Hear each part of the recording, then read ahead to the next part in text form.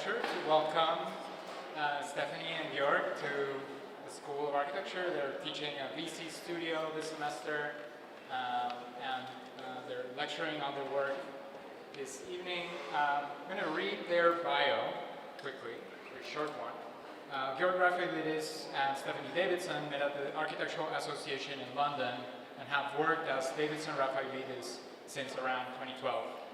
Their interests underlying much of their work is the friction between the original design intentions for spaces and buildings and the much richer built reality and unpredictable lives that buildings inevitably have.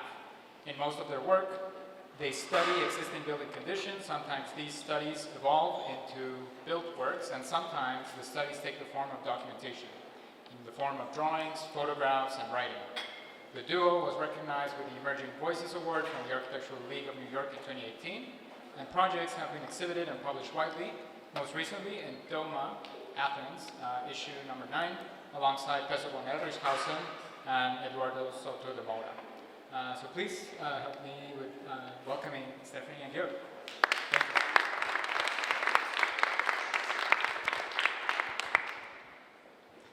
Thanks so much, Edgar, and Kyle, and everyone who stayed around today for our presentation. We're thrilled to be here. I mean, we're thrilled to be here in general this term. It's a real highlight for us to be part of a school that we've admired for many years. So thanks for that as well. So there's a saying that goes something like it's like talking to a wall, which stands for a lack of interaction, a lack of having any impact, because as we all know, the wall, as the main ingredient of architecture, is inanimate and mute. So Bruno Latour, who tragically died 1 year ago, questioned this assumption, and most prominently in this book here, Reassembling the Social. And for Latour, we are on a level playing field with a wall. We are both equal players and have the same agency of the state of affairs that we call architecture. So in his chapter, Objects to Have Agency, to prove his point, he asked provocatively, is boiling water with and without a kettle the same? And by extension, we can ask, is our lecture with and without this atrium space the same, or is designing with or without an existing building the same? And the answer, of course, is no. So we've started to refer to this notion of space that has agency, this type of space that we see as an equal collaborator that we learn from and try to make, as well as space for something. Over time, all buildings eventually develop lives of their own. They develop agency that's independent from the original intentions of designers. They become spaces for anything. Like this gas station that became a cafe with pretty minimal built changes. And it would have never looked like this without the agency that the existing structure exerts. Or a cafe that becomes a gas station, again without a radical overhaul, informed by the existing structure. The existing building being here is a kind of de facto design collaborator. This freer relationship between use and form is, again, what we refer to as space for something. And the phrase adaptive reuse is often cited with a kind of tacit implication that buildings need to be adapted to serve the needs of inhabitants. But a space for something has a mind of its own. It has a freer and more elastic relationship to use, like this raw structure that's used as a garden store without any changes. Space for something is typologically innovative because it doesn't conform to normative space making. It's more inclusive, less prescriptive, and it reduces construction and demolition waste and construction budgets. By respecting what's already there and reducing the need for new construction, space for something widens the financial accessibility of architecture. And the tectonic language of our built work is one, we hope, of accessibility and maintenance, and we're interested in how an ethic of care, maintenance, and stewardship, and also restraint can be drivers of adaptive reuse. So in this talk, we'll aim to show how space for something is a sustainable and typologically provocative architecture, a spatial collaborator with an accessible handling of tectonics, and we'll aim to describe its social and material implications.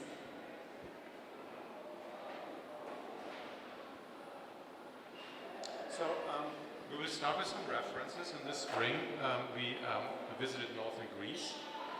And this visit we were like teaching at the university there, but also we have extended family there. And when we visit them, that's always kind of like intertwined with a study of the built environment there, which is filled with the typology of the polykatechia, the contemporary vernacular building type across the region. So polykatechia just means multi-unit. Constrained budgets there are triggers for some freewheeling experimentation with construction and form. Polykatechias typically develop over decades as a form of continual construction. The one that you see here, for example, has been in this condition of paused construction for over 2 decades, and we're really fascinated by this one, so we visited it many times. And looking more closely, you can see that it's actually inhabited. And we're intrigued with how people start using it, although it's not completed. It's clearly not used according to any original design intention. It's rather a space for something, and the building develops its own agency, and people form their own idiosyncratic reading of it. So rebar is not just rebar. Individual building components invite open-ended interpretation, and we think of this as an accessible tectonic. Building components poised for further adaptation, tinkering, and repair. And it's not a neutral space with its exposed material and expressed imprint of the formwork, and its very present tectonic expression. Our interest in space for something is related to the notion of polyvalency. According to architect Hermann Hertzberger, a polyvalent structure is open to different interpretations by the user without the need for much change to the structure. Polyvalent structures demonstrate that the meaning of form is not fixed in buildings, but rather constantly renegotiated between each individual user in the building. Intentions of the original designer are really not relevant. Polyvalent spaces are active participants in that relationship and not passive, neutral objects. They're equal partners. So to better understand this particular condition, this particular polykatechia, we measured it and we drew it, and we're interested in how the figurative elements of inhabitation and the abstract geometry of the raw construction amplify each other. Hopefully our students, now this makes sense what we're doing in the studio. So we deliberately drew inhabitation and structure in the exact same way, and we do this with most of our work. It's a space for something that's able to deal with random phenomena of temporal, banal uses and construction halts. It's an untamed space. So this phased construction of polykatechias all over Greece is an expression of a financial framework for construction that doesn't rely on bank loans. So it's very different from here. So long pauses in building activity, they use it as time to save money, and buildings of all kinds are characterized by this range of finishes and uses, from the formal and more conventional to the unfinished and more open-ended spaces for something, as a continual construction projecting into an unknown future. So to talk about a building as a collaborator, as a space for something, and the idea of a continual construction of our own work, we'll start here with like an adaptive reuse project that applies these ideas of an existing building as a design collaborator, critiques a tight fit to normative uses, and applies an open-ended construction similar to the polykatechia study that we just showed. This masonry building that you see here, dating back to the 1920s, was originally used as a taxi cab repair shop, and new owners, an older couple, wanted to use it as an apartment and a workshop. It was inhabited in a similarly untamed way as the polykatechia case study that we just shared. A small room had already been partitioned by the former owner, a contractor, who'd used it as his office.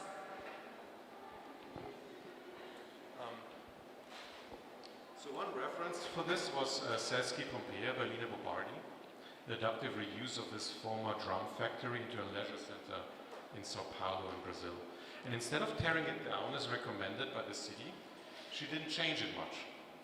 So in an article by one of her employees, he wrote that Bobardi noticed that the structure was already used in a diverse way.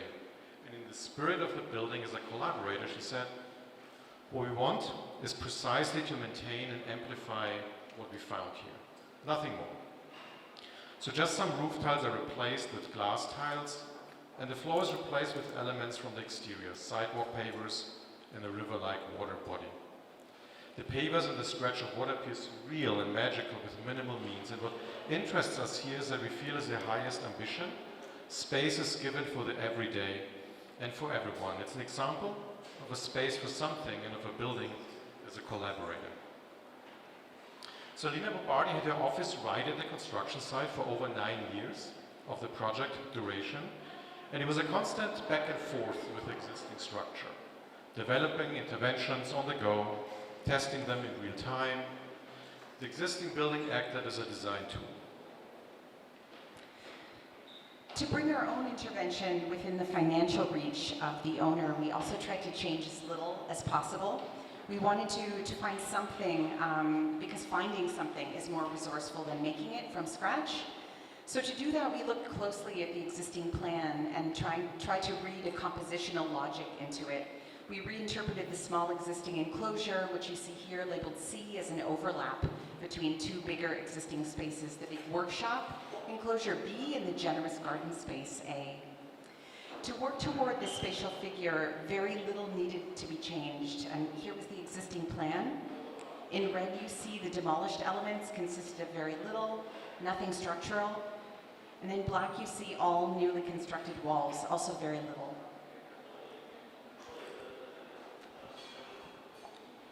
So this little space got the most attention finish, so 80% of the budget went into this one, while the large workshop received just 6 new skylights and the staircase to the roof. The skylights transform the big space into this generous, light world in itself. It has no views to the outside and feels like a generous patio space, which is orientation to the sky. The private fenced garden became another big space offered for free.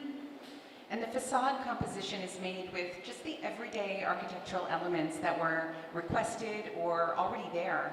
An enlarged saw-cut door opening aligned with a new opening into the workshop, a privacy window shutter with a solar pattern, a large retractable awning, a utility pole, and the electric service. The financial constraint of the project meant that the budget was spent very carefully and selectively on certain parts, while other elements were left nearly untouched and raw. So we focused on small spatial interventions with significant spatial expressions. The skylight is in conversation with the roof joists, as if it's balancing on it, avoiding any structural work. Aligned with the skylight is an opening in the bathroom, making the shower feel surprisingly connected to the outside. The visible cut surface gives the door the impression of a hole in the wall. And the surfaces of the floor and ceiling make the newly inserted planes, the vertical planes, look like kind of discrete elements independent from one another. The skylights correspond to activities below, like the shower and the stovetop, and they draw these kind of slanted shapes of light onto the walls, giving you an indication of the time of day.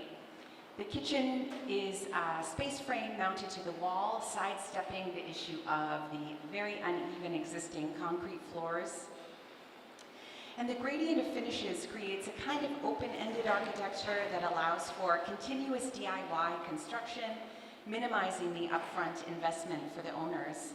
Here you see the two enlarged and aligned openings, creating a rare connection between the workshop and the exterior garden. The spaces of the project also aren't assigned traditional uses. Instead, they are seasonally responsive and constantly in flux, 3 spaces for something. Inhabitation can retreat into the warm and insulated little space in the harsh winters in Buffalo, and we've drawn here a retreat of all domestic uses into that small space. And then they can spread into the big spaces, the generous garden and the workshop in the warmer seasons. So the living area can be anywhere between 450 square feet to 4,000 square feet. And these zoom-ins show the kind of freestyle inhabitation patterns drawn from a combination of observation and speculation, and the resemblance to the Polyketikia drawing is hopefully apparent. So the architecture critic Raymond Ryan, he wrote about this project in the Architectural Review, and refer to it as a slow and open-ended architecture. And so we're very happy with this kind of description and the reading of this project. You can see here already the project in the hands of a new owner who's very tidy. So he cleared it all out, and he likes old cars. So it changed hands already, the project. So another case study in space was something that also has these compositional tectonics and continual construction. Is this reuse and addition, which came as a response to this dilapidated old two-story brick building. So you can see that before condition, and it was like in a really bad shape, so the parapet was missing. At the back there were several small trees growing out of the wall. And this historic structure is operated in the past as a grocery store, it was a strip club, it was an attorney's office, a hair salon, and other things. The before scenario shown in this photo, stage with a stripper's pole and a disco ball, which was in the back room of a so-called barbershop, is really a testament to how the pairings that occur between buildings and uses are totally unpredictable. We opened up the ground floor with an oak frame storefront, and while the front end of this project retained its kind of representative elevation with a more of a restoration approach, the back introduces a totally different, unforeseen character to the building and to the site, a space for something. Business in the front, party in the back. So the ground floor tenant planned to open a cat cafe in that space. That was like a new thing to us. But cat cafes are actually quite interesting because they need a very clear separation between, or an airtight separation between animals and food preparation. So that needs to be separated. And in the plan, or the diagram at the bottom, you can see the bifurcation of the space into the cafe area, which is A, and then the cat area, which is B. So our idea was that we wanted to obscure this kind of banal binary division so that you don't really read like the one half and the other half. So we did this kind of zigzag boundary between cats and food. And we started to shift all elements in the space in a way so that like the clear division becomes kind of blurred.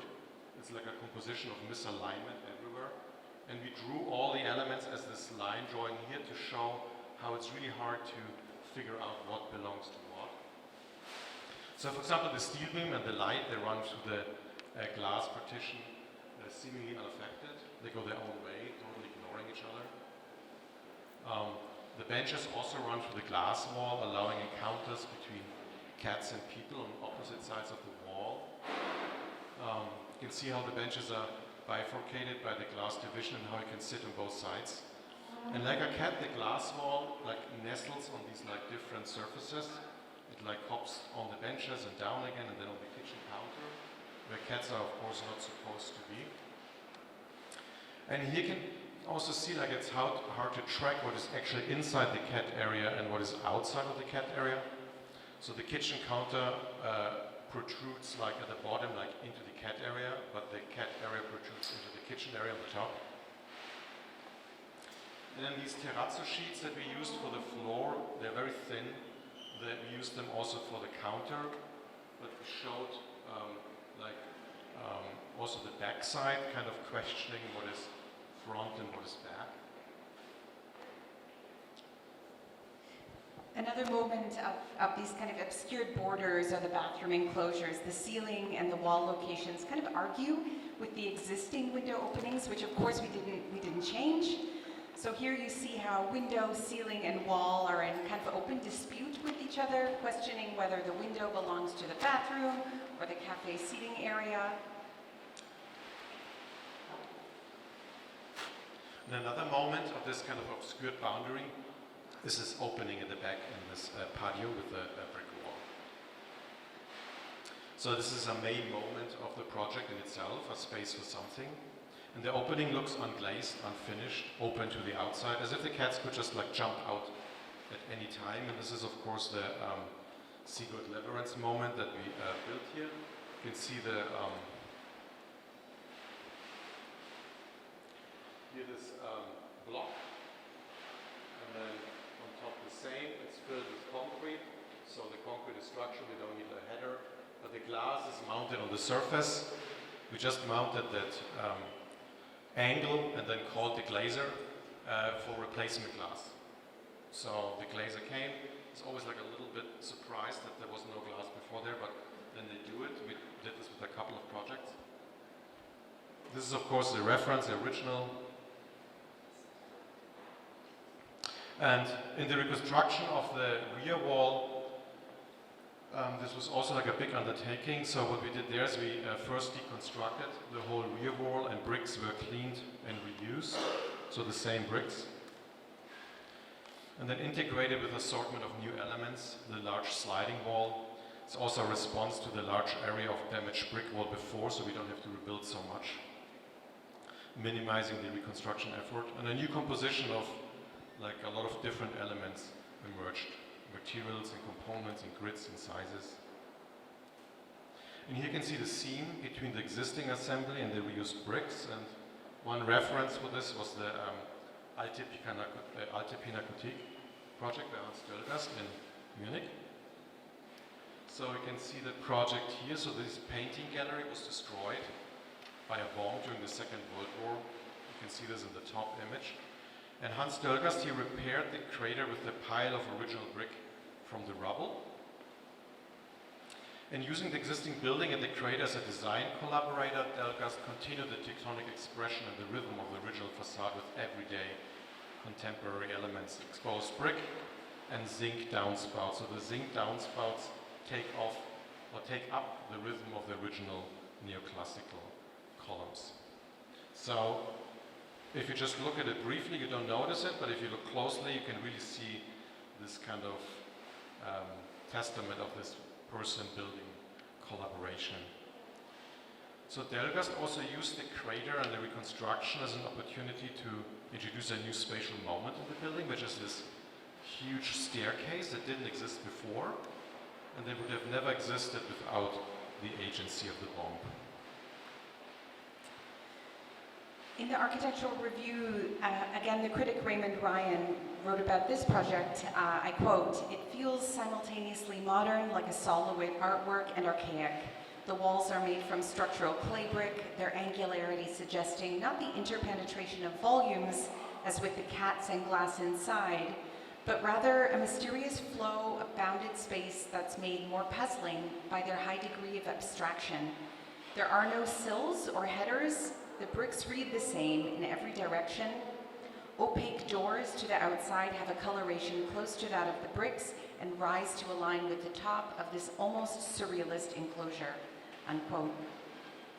So the space has the agency to trigger endless interpretations from each inhabitant. It's a space for something with a specific and idiosyncratic typology, but not tied to a specific use. Here you see the tectonic expression of the enclosure. The windowsill and the header are articulated in the same way, two courses of terracotta block filled with concrete.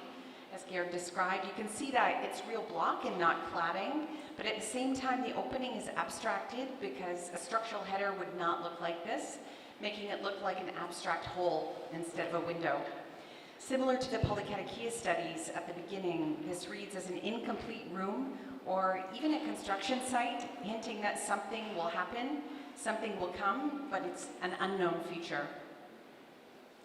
Drawing the building, we projected forward and back in time, and the project at this point is, we think, part of a future whole. It imagines a continual construction happening on the overarching lot, which responds to fairly new city zoning that encourages high density in this area. So the top plan shows the year 1900, when the original block was built. The second from the top shows it with the 1940s extension, and this is how we found it. The third one shows our intervention, and the fourth one speculates on the year maybe 2050. And these phases can be built as funds are available, and the underlying question is, can a project be thought of as a continual construction instead of a single expense incurred all at once, a kind of horizontal polycatakia?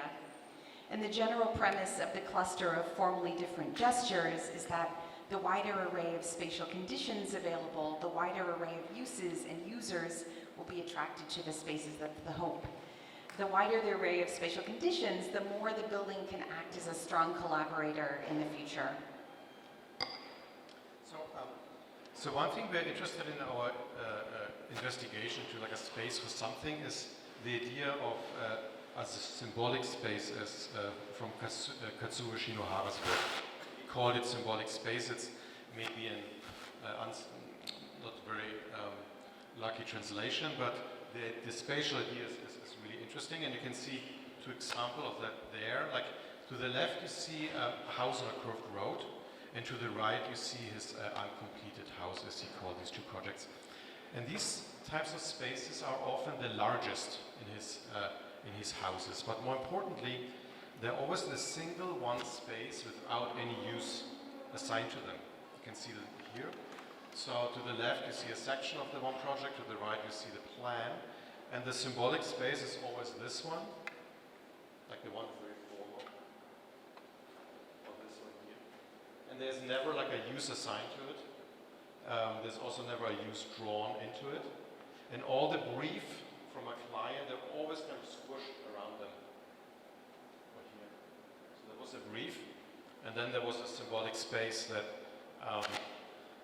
was not further described, except of its like emotional power. In traditional residential typologies, they describe each room a defined use, telling inhabitants what they will do over and over again.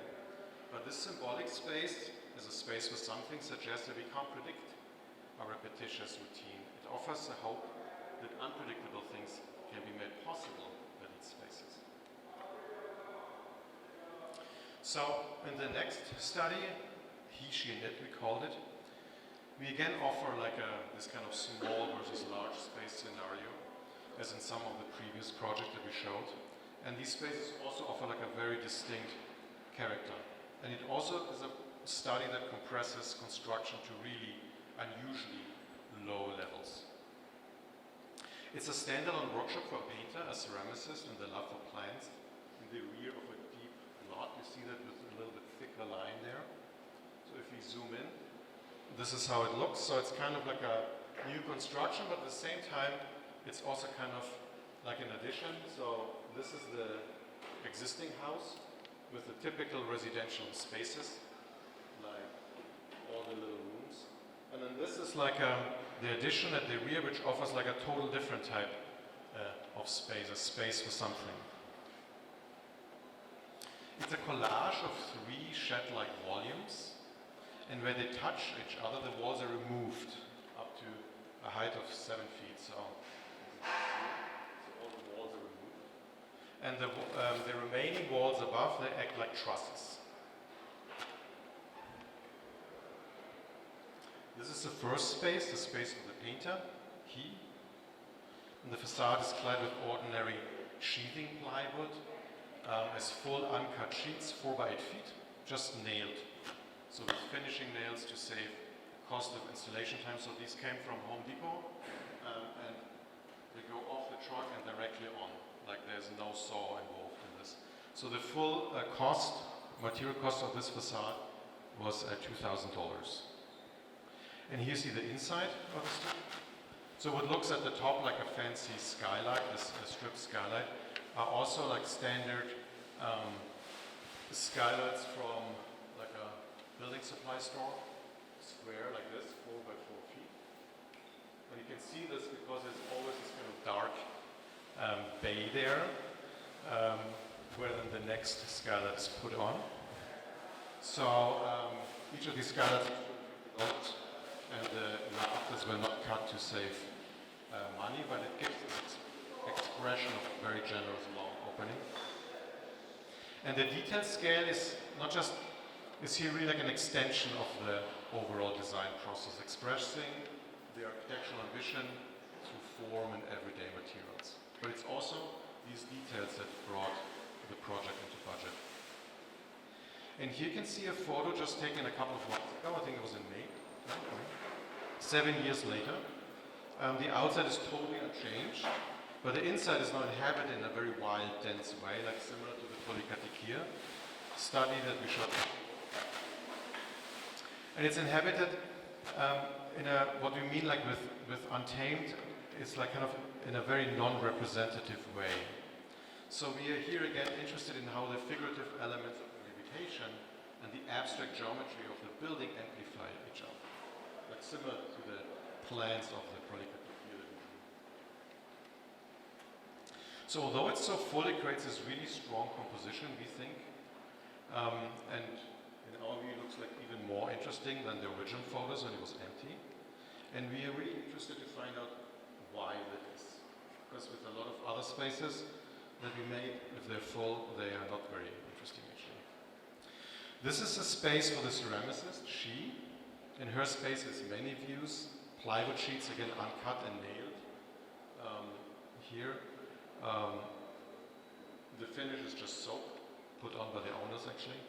And the window here that you see is similar to the window from the block wall that we saw before. It has the maximum standard size of glass, which is 7 by 7 feet. If you go above that, you pay like a premium for oversize, but not for this size. The roof here, again, cheap galvanized corrugated sheet with exposed fasteners, so you see the screws on top.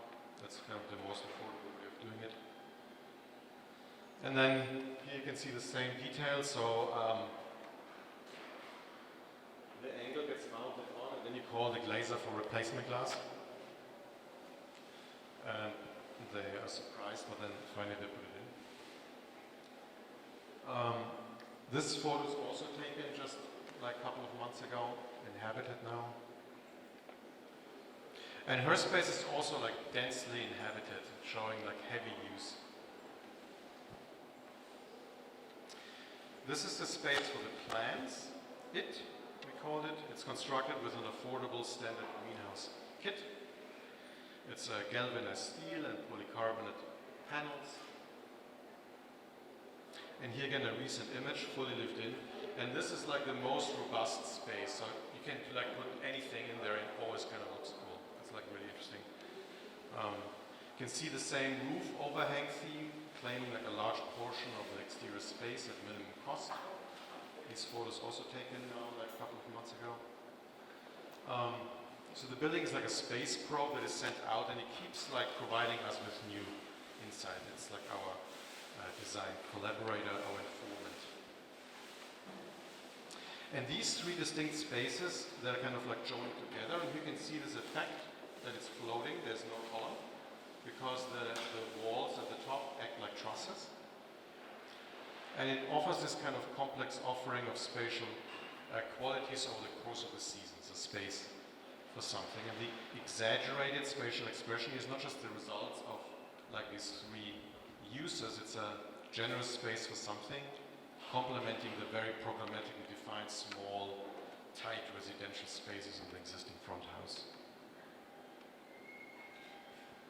Here again, our inhabitation studies, we call them, that we did back in 2016 in this case, imagining what could happen, showing there's no stationary plan, that the spaces rather ask how they may be used. And the last study we want to show you was just finished and documented, and in the spirit of buildings as independent and sometimes rogue actors, we documented it from the perspective of the building itself, kind of. So during their lives, buildings, like people, go through several chapters. Sometimes chapters read as pauses, interruptions, or definitely diversions to an otherwise straightforward story. There are lapses in activity, and this project documentation is about one of those lapses. Space for Something, we're calling it, is about the stillness in a space without a business.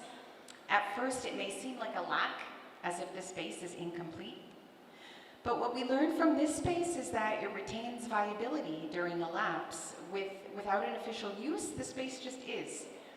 This is really rarely discussed, this time when architecture is not on display, but it's precisely during these lapses when the program-independent, long-lasting, and raw spatial character shines through. Character that will influence whatever will be in the space in the future.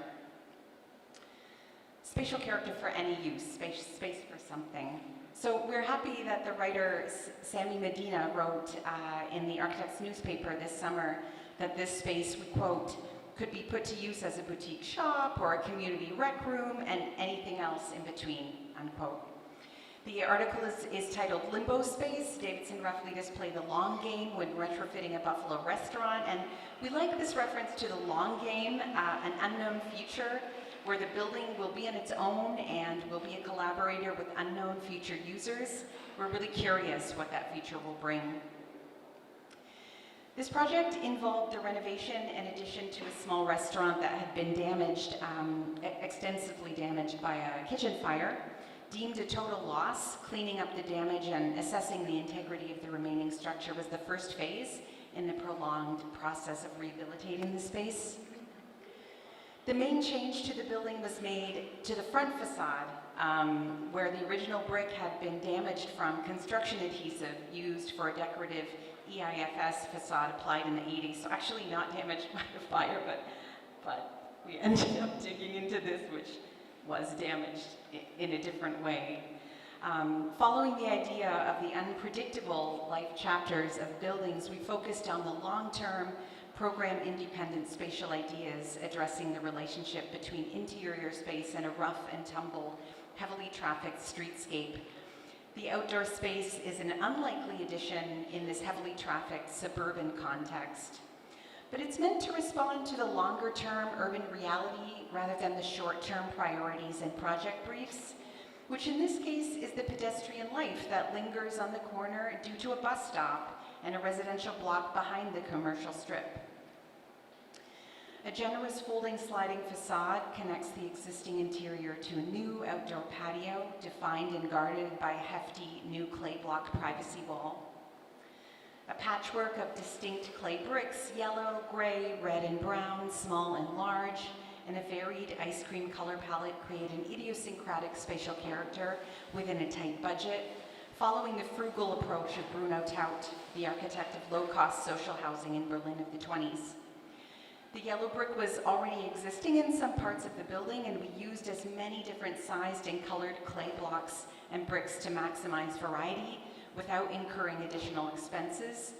A main constraint was what the brick company had in stock, leftover pallets from other larger construction projects. The idea for this was a response to really the existing structure. Here you can see the open but defensive, hefty articulation of the facade openings. The thinness of the steel facade highlights the contrasting weight of the block and brick facade. And the space, tentatively outfitted to offer a new chapter to a long-standing Chinese restaurant, was closed for a really long time while the owners considered what to do and how to reboot the business. And the prolonged testing period, or this closure, became the ideal time to capture the basic spatial character of this stripped down, unfurnished space for something, and the humblest set of architectural relations, like a chair placed temporarily in the corner, a pendant light hooked tentatively on a wall, and the natural light generously occupying the space, whether or not anyone was there. Naho Kabota's photographs of this project read, "We think more as a photo essay than a project documentation," and show the stillness and directness of the space. The optimistic color palette, generosity of natural light, and juxtaposition of temporary objects in the space also suggest a latency to the space and an opportunity for different readings. So just to end, in the last couple of years, we've also started a few different more collective, collaborative projects, more editorial in nature, some group efforts. And I'll just share one of these right now quickly, a book of interviews called 10 Minutes, Architects and Designers in Conversation. The interviews are about how projects get materialized, realized, how we physically put things into the world. And it's fun for us to work in different ways increasingly and with groups of people that we like and whose work we admire, about whom we're curious, because actually it's just the two of us. Being curious and asking questions is, of course, a way to collaborate, and there's a kind of intentional naivete in how we conducted the interviews that make up this book. The interviews are not critiques, and the questions are rhetorical. Questions are asked in earnest. What we noticed is that most participants in the book work with adaptive reuse and interrogate existing building conditions. They also seem to collaborate with buildings. So a lot of practices we are interested in are talking to walls. In talking to Laurent Didier and Mathieu Leny of BAST, Bureau Architecture Sans Titre, they described how they talk to walls, how they read existing conditions and decide what to say. And by that I mean what to add and where to intervene. So I quote, "We like the juxtaposition of a raw material that's already there with a material that's added that will be in contrast. For example, the glazing, which is much smoother and more immaterial. We like this duality that is created between the brutality of the elements that are already there and the industrialized elements of today that are added. There's a sense or a look that's created between these elements." End quote. So of course there is this dialogue apparent in their work, in the work of BAST. It's a spatial and a material dialogue in their projects, shown here, for example, on the right. Is it an argument? I mean, I guess both parties are holding their ground, new and old, but the existing building definitely has an agency, a presence, and that's not questioned. It's very apparent. Depending on the location and the nature of the practices, conversations touch on deconstruction and salvage, low-cost experimental construction techniques, preservation and handling, or responding to existing buildings, advocacy for traditional building materials and techniques, and also the importance of collaboration, just relationships.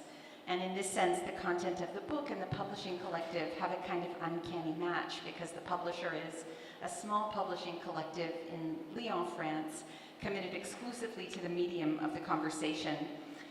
And we wanted to end with this book project, not just because we're excited about it, but because in using the format of the transcribed verbal conversation, it represents a mode of investigation, of digging into things, of studying, that's informal, but for us, very valuable because we learn from one another. Thank you so much for having us and for your interest.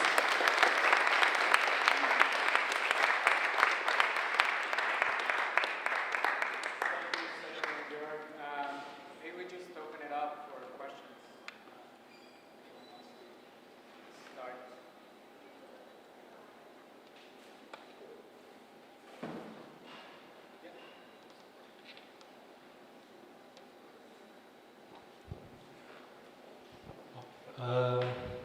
It's a really good project, poetic project, and I'm also very interested in this sort of looking at the daily, everyday buildings and try to learn from these ordinary things and transform them into architecture design. My question is, because these daily elements are involved naturally, by the usage of ordinary people. Sometimes I feel when architects try to use these details, it's become, intentional compared to the original one, which is naturally developed. Sometimes I feel naturally developed things normally better than something you intentionally develop. So but as an architect, when you design something, you definitely do it intentionally. So how do you, balance these two activities?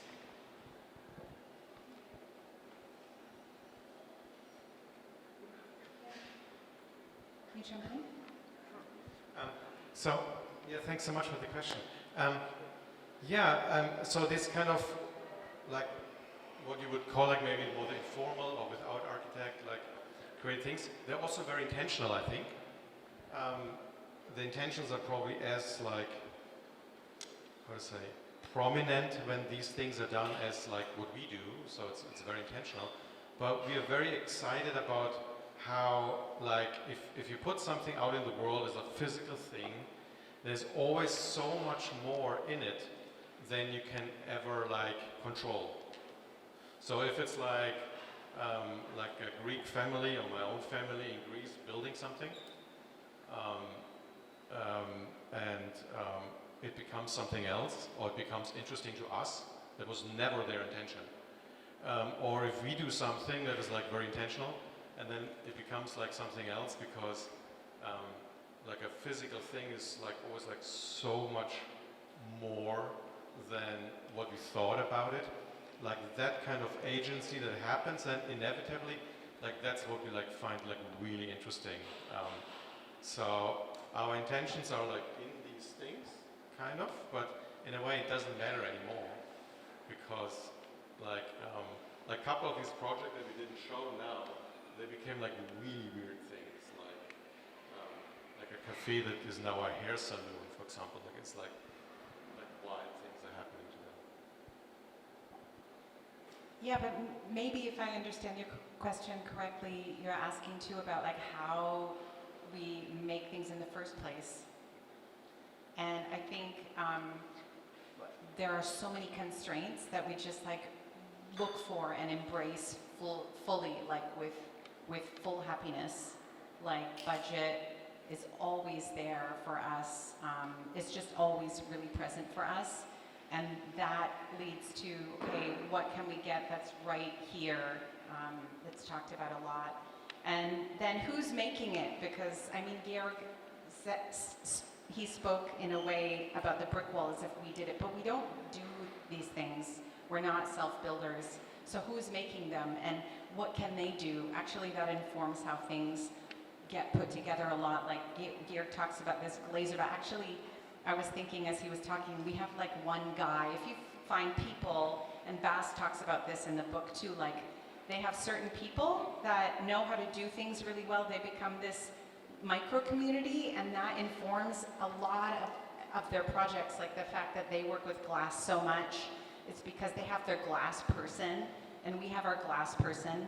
I don't know if he's still working, but we had him, and so that enabled this glass glazing detail, and those people are critical.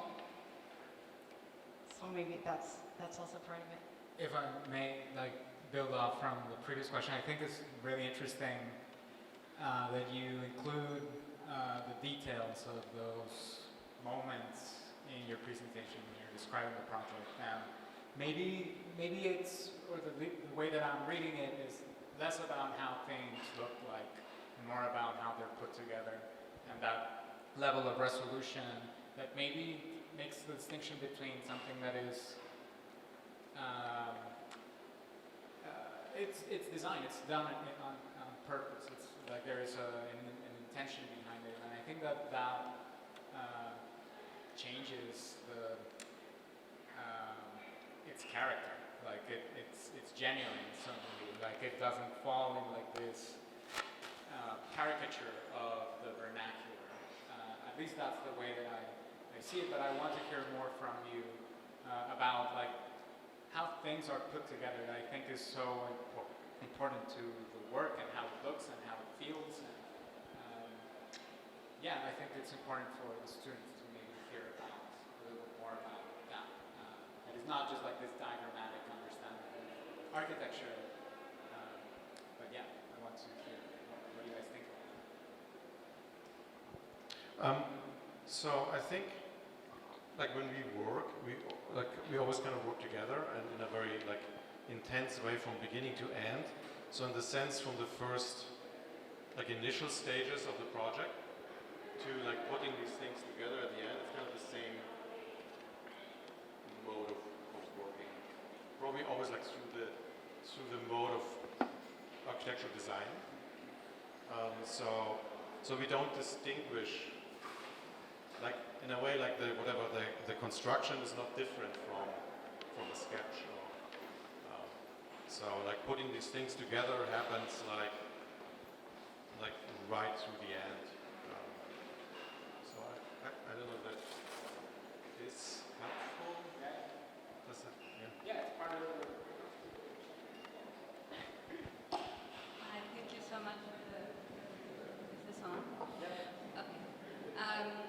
I just wanted to follow on Edgar's comment as well. I don't know, it's just in a review all day, so maybe it's more a comment than a question, but what I see in the work that is so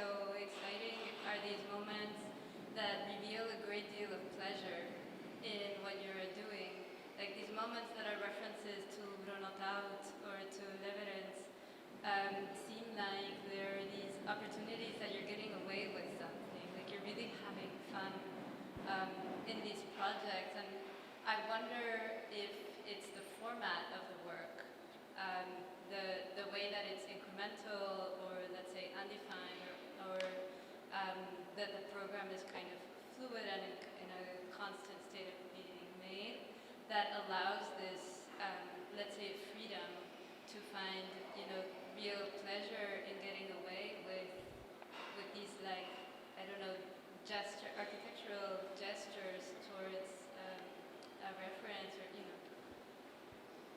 yeah, not a question but a comment.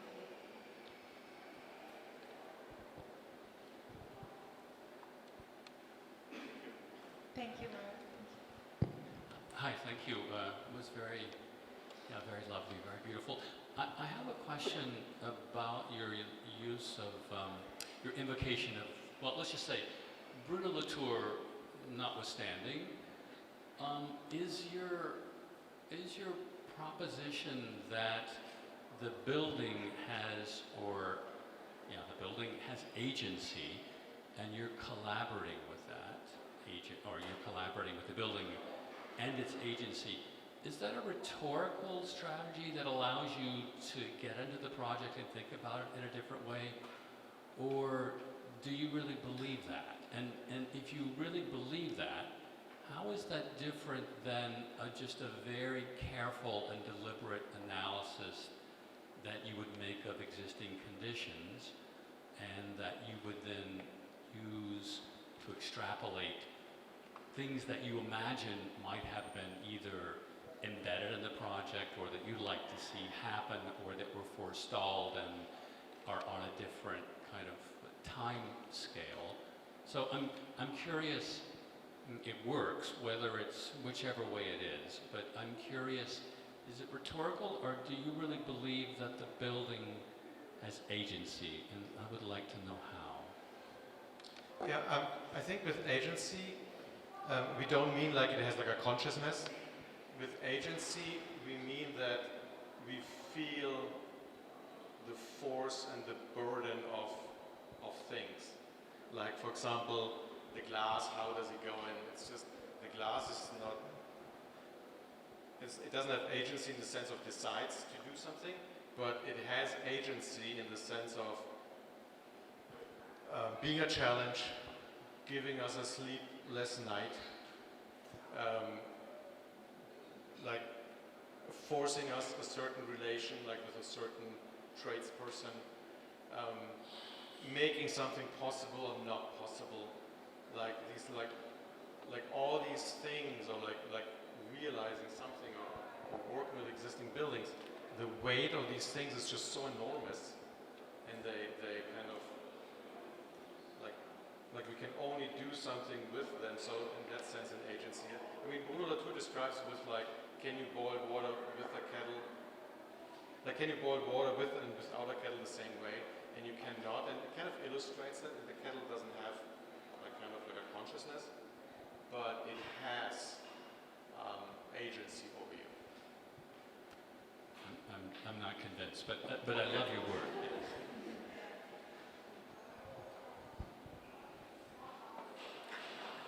Thank you. I have a question along the same line, but maybe a little more about your drawings of the speculative life that would happen in it.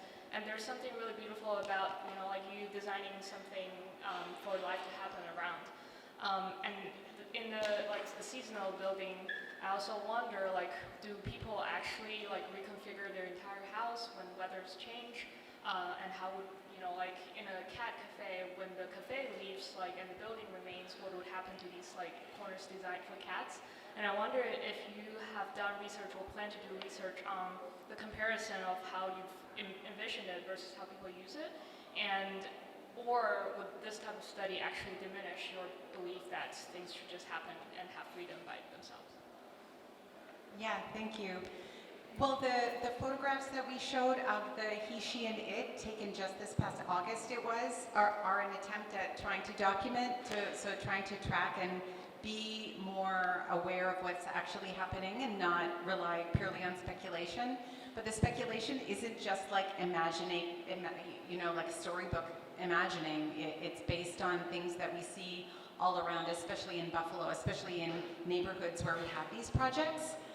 Actually, the things we speculate are not nearly as wild as the things we observe at all. Like it's just a fairly unpoliced set of neighborhoods where we have found our work, and that's very inspiring to us. Like it's really at the core of how we've developed our sense of how to approach these spaces. We're inspired by these people and their unbridled sense of using it every which way. Sometimes there's a huge boat in the backyard, which makes no sense, like dimensionally, how did it get there? So there are wonders and always things to imagine, and we take those and draw them into the projects. We imagine different things happening with the cat cafe because we were super worried it would have a 6-month life. So we deliberately, that whole rear enclosure was initially just for cats, but we thought, no, I mean, the cat cafe might go, under in a very short time. So how can this trigger more uses? How can this be something that we're pretty sure will last and will encourage a whole set of other uses that we see on the street? So yeah, but we do both. Like we speculate based on what we see around us, and then we try to then follow up. And like Georg said, these projects are our space probes. We go and we try to just document and observe and with a kind of neutral lens. I mean, it's really like a blur, so it's not, in a way, that it's not just like this drawing until this thing is there and then we forget about it. It's like we're drawn to these objects, like we keep going there and keep drawing them. It's like an opportunity to kind of keep drawing them. Yeah, our first project was now out of business twice, so that's always painful to see. And you see the paper go up, and it's like, it's upsetting, and you wonder behind the paper, oh, is everything we did, are they scraping it all out? Like that's a worry. That's not, fundamentally, that's just not what we want to happen. And then the paper comes down and it's just a wild reuse of the same thing for a totally different purpose. Like as Georg said, a barbershop in this space that was, now a few things. So it's okay so far. Thank you, both of you, for the presentation. I'm also enjoying the questions and the conversation, and I think events like these help me to appreciate the work differently, to hear it in your voice and to hear others react to it in real time. I have a question about the overall setup, the space for something. I think it's clever in a lot of ways. Like even as a business strategy, like I think it suggests that there's potential in things that might not appear to have potential, like there's space for something to happen here. And at the same time, it's like non-committal, like there's space for something to happen here. And I think that's clever as a setup for a venue like this, but I think also as a way to engage with clients and developers and others that might support your work, because I think it allows not only the building to be a part of that conversation and its unique qualities, but also the other people involved with the project, that it has a life that transcends like your vision or your aesthetic approach. And I'm wondering, in the way that the work is executed, where in your mind that case, the space for something and that open-endedness is made. And I think in each of your projects I saw it differently. Perhaps the answer is that it's all four of the things I'm about to suggest, but I'm wondering how you achieve that most directly. I think the first is that it could happen through this aesthetic of being unfinished, like unpainted drywall or uncapped spatial boundaries. I think it also happens maybe in the he, she, and it space, like it's blank in a way, and the boundaries between spaces are not so tight. There's not discrete thresholds that suggest a space of this size is more appropriate for something else. And in the last project, I think in the cat project it almost happens compositionally, like you're blurring the boundaries and creating indeterminacy about event within. And then in the last project, I think it happens through this kind of emptiness or this stillness. So I see that you're achieving that like open-ended potential in a variety of ways, and I'm wondering if among that roster of techniques, there's something that you always feel must be present for that to persist?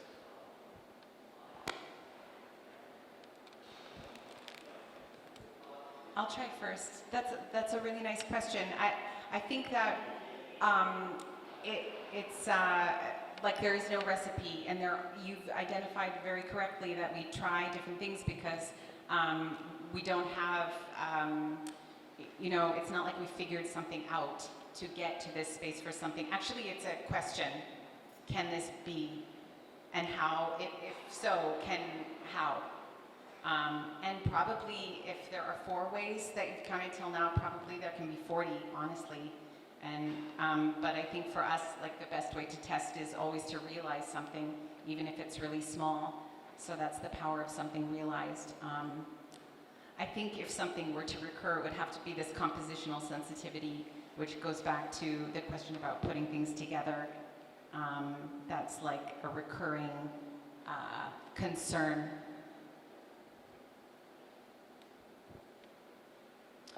Yeah, I think like what we try to do is like always try to find something that could be interesting for like a lot of people, in the sense of like what is a kind of thing, object, space that a lot of people would find interesting, and then it doesn't, like, not thinking about what it's like used for or anything like that, more like what would be like an interesting space for like a lot of people.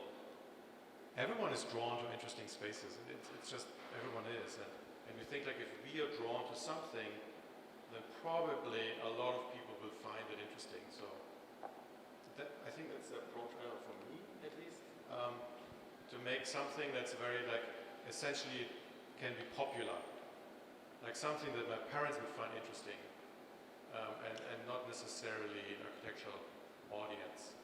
And then it could be like a space for something because people are drawn to it. Like this first project, like was a cafe, and it had like 2 main elements. It was like a exuberant masonry stove, like that was like an extreme effort to make, and very large openings to the outside.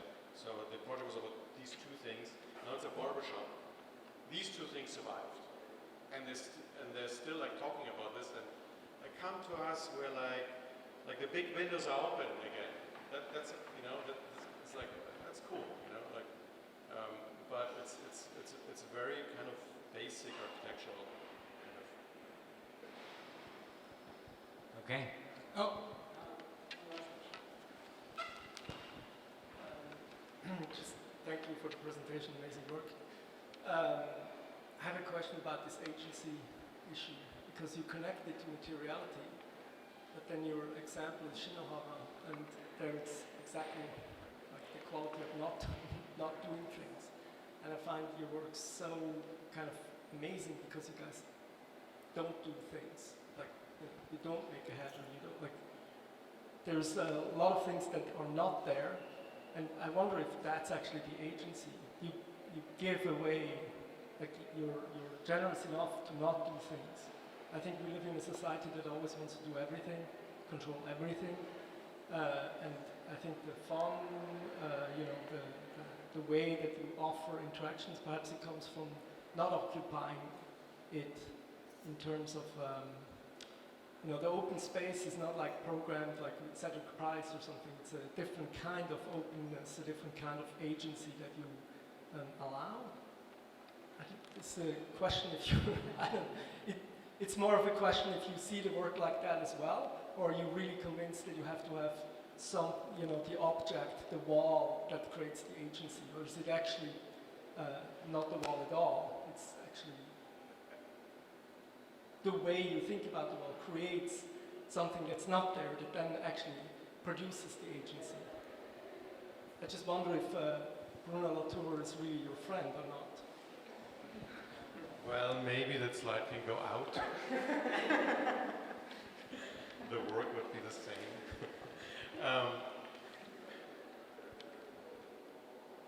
He will kick himself that he didn't take the slide out. No.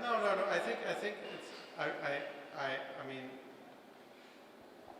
we love this work. I I think he has like very good ways to talk, like in a very down-to-earth way about things, how they actually work, also architecture. So I find it very inspiring, his writings.